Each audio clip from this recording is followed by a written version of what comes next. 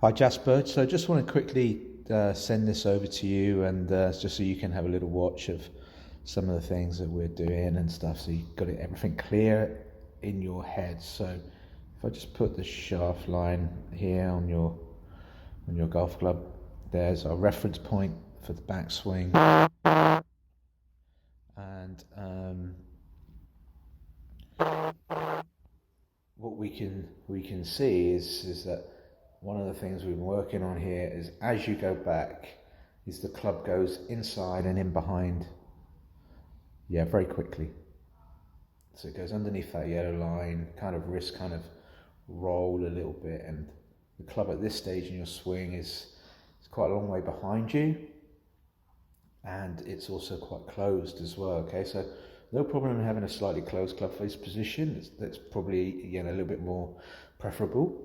Okay, but then it's also then how this movement affects things later on. Okay, so as we continue, pretty deep position here, and what I mean by that is your hands are quite a long way, your left arm's quite a lot across your chest. Again, nothing wrong with that per se. Yeah, in general, I quite like that. Okay, but it's doing a little bit too much maybe.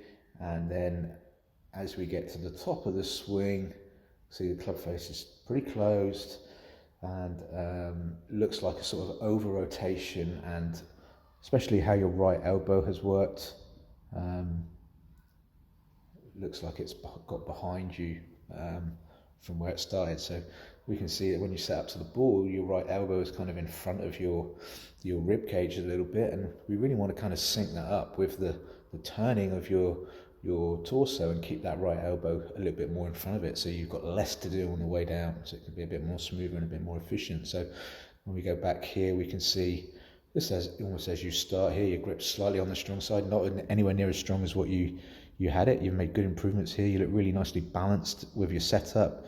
Good foot flares here. You look really set and ready to go. Looks great. We can see a little bit of kind of like how the left wrist and left arm kind of rotates and rolls a little bit as you go back.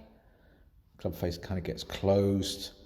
Looks quite nicely synced up in terms of amount of body rotation and arm swing, club movement. Well, now as we get to the top of the swing, like you're quite a huge shoulder turn here. Body looks pretty good, but then keeps going. Now your right shoulder blade is really in view, and like your hands kind of like I can see them. They've gone the other side of your head, where in an ideal world they'd be more, maybe not quite there, but more where that yellow dot is, maybe a bit higher than that. Okay, so it's kind of like this over rotation, and why that then gives you problems is on the way down, is you kind of get your hands moving and arms moving, almost trying to catch up.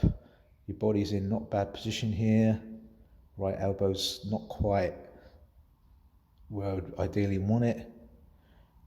Now as we look into the ball, we can see that quite a lot of your body is ahead of the ball, and the arms and the club and your elbow are sort of trailing behind your body. So you kind of then get this bit of decel where the club then kind of drags and tries to catch up, so it doesn't quite release properly.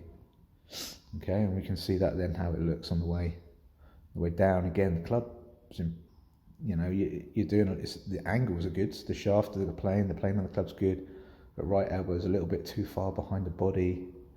You almost get things looking perfect, but it's just a little bit out of sync. And it's just the club gets dragged through. It doesn't really accelerate through properly. So it sometimes doesn't look quite right as we come into the ball. Okay, so the key things are really, what I'll show you in just a different video. We've got to get this first move away from the ball better. Yeah, so the club stays a bit more in front, not rotated so much with the arms, and right elbow feeling more in front. It's going to help to just neutralize the club face just a little bit and make synchronization on the way down a bit easier as well.